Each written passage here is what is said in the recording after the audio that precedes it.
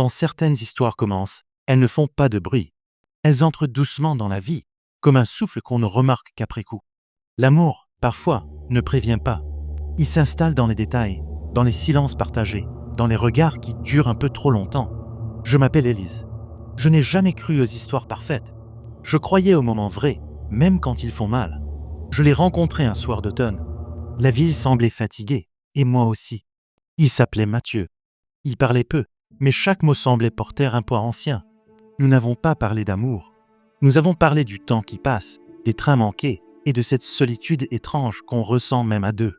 L'amour est arrivé sans bruit. Pas comme une promesse, mais comme une présence.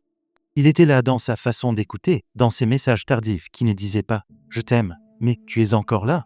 Je suis tombée amoureuse le jour où j'ai compris que je pouvais être fragile devant lui. Pas forte, pas brillante, juste vraie. Nous n'étions pas parfaits. Nous étions deux âmes blessées essayant de ne pas se faire plus mal. Il avait peur de rester. J'avais peur d'être abandonné. Alors parfois, nous nous faisions mal sans le vouloir. Pourtant, il y avait ces moments suspendus. Marcher sans destination. Se taire sans malaise. Sentir que la présence de l'autre suffisait. Notre amour n'était pas spectaculaire. Il était silencieux. Imparfait, mais sincère. Puis quelque chose a changé. Pas brutalement. Doucement. Comme une distance qui s'installe sans qu'on sache exactement quand. Il me regardait différemment. Pas avec moins d'amour, mais avec plus de fatigue. Plus de peur. Il n'a jamais dit « je pars ».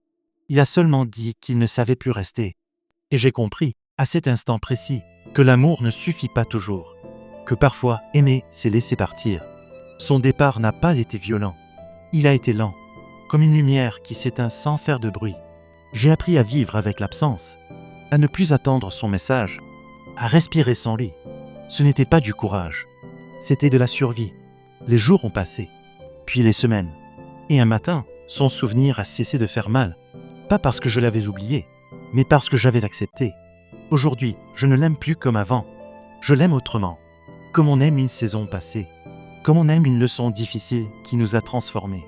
Certains amours ne sont pas faits pour durer. Ils sont faits pour nous apprendre.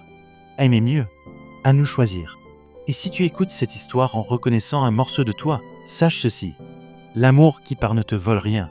Il te rend à toi-même.